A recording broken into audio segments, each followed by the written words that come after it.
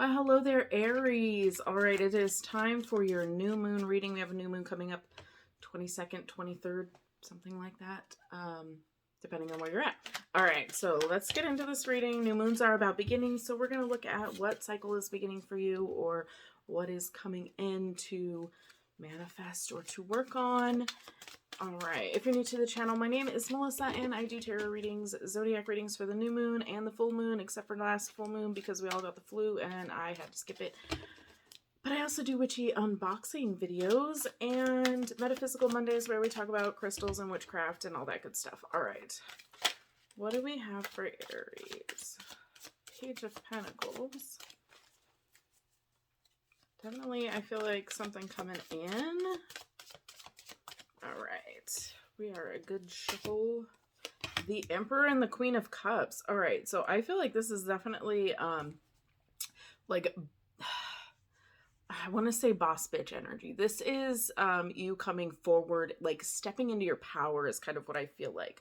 I feel like there's an essence of being on top of things. So if you're working on like being more organized or, you know, trying to stay a step ahead of competitors or trying to stay a step ahead of your kids or something like that, that's kind of what I'm getting.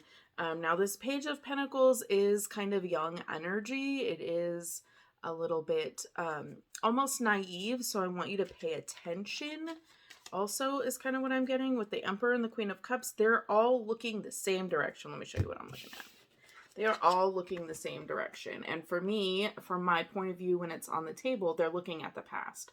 And I feel like with this page here in the lead of the past, I feel like it's kind of almost cautionary to kind of look forward. You know, you're looking back, turn around and look forward because you have your own power right there. Like the Emperor is the Emperor, and the Queen of Cups is that that strong maternal, like but with the Cups energy, especially maternal energy, this could be representing people in your life, but I feel like this is a representation of your energy kind of combined, and it's literally they're all looking the same. Like I don't know what you keep looking at from your past, but stop, because draw your power from it. Yes, that's what I'm getting with the Emperor and the Queen, is drawing energy. Drawing energy from the past, something, maybe there is a situation that happened that you can kind of maybe use to your advantage, but not in necessarily a manipulative way, but in a, like, I'm going to use this to fuel me. Okay. What else do we have going on for Aries? We have the Hermit, the Wheel of Fortune. We have a lot of major energy here too. I feel like it's a turning around, like with this Wheel of Fortune, you have the power to turn the ship around. But you're kind of a little closed off from everyone else here with this energy. I feel like maybe whatever this past situation is something that taught you something about yourself. Okay. That I feel like that's something from, like, draw your energy from it, but don't dwell on it. Okay. There is something back there, but acknowledge it, know that it's back there, but keep looking forward. But I do feel like this is definitely a beginning of a new cycle with this Wheel of Fortune as well. So yeah, the Hermit is also looking the same direction as the first three cards that we pulled out, but he's also looking more down. I feel like this is more inward. There's something in you from this, whatever you keep looking back on, that you pull your power from, and it starts a new cycle. And then we also have the Six of Pentacles, which is about generosity and fairness and kind of almost being given your rewards, a righting of a wrong, in a sense. So for new moon, like we're talking about setting intentions. I feel like going forward, this is about doing something new for yourself, that you know, helps you reach closer to your full potential. And I'm kind of a believer that we don't ever really reach full potential. Like that's death. Like that's going back to source or spirit or God or whatever you want to call it. I feel like that's the actual, you know, culmination. That's the end. That's where you reach your full potential. But I feel like this is a step forward to at least understanding your potential, if that makes sense. All right, so possible intentions to be setting for the new moon. Let's take a look at a couple more. Ace of Cups and the Four of Swords. This is about you taking time for you. Like I said, drawing that power from, your pain basically is this is where you turn things around and focus on yourself. You are taking in, I feel like, some form of abundance here. This is an overflowing cup. We have the lotus on the bottom, which, grows from mud, kind of like the whole situation that we're talking about here. There's something that you keep looking at in your past, but that's not something that you should be hurting over anymore. If that's the case, this is not something that should be stressing you out. This is something that should be fueling you and helping you to get to that point of where you're just overflowing, whether it's abundance in finances, in love, in connection, in family, and any of that. Like there's just like an overflow of abundance for you, and the ace is the beginning again as well. So I feel like you're turning that ship into, it's like you're making lemonade out of lemons. And then we have the Four of Swords, which is about resting. It's about really focusing inward, taking time for yourself.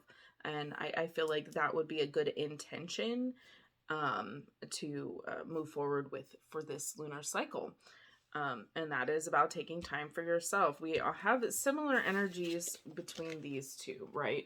This is about solitude. This is about rest, and this is about finding yourself. And this is about learning about yourself. And I feel like there's a lot to be said intention wise for taking time for yourself. Like I said in the beginning, like if you're looking to start being more organized, or you need to kind of line things up and be a little bit more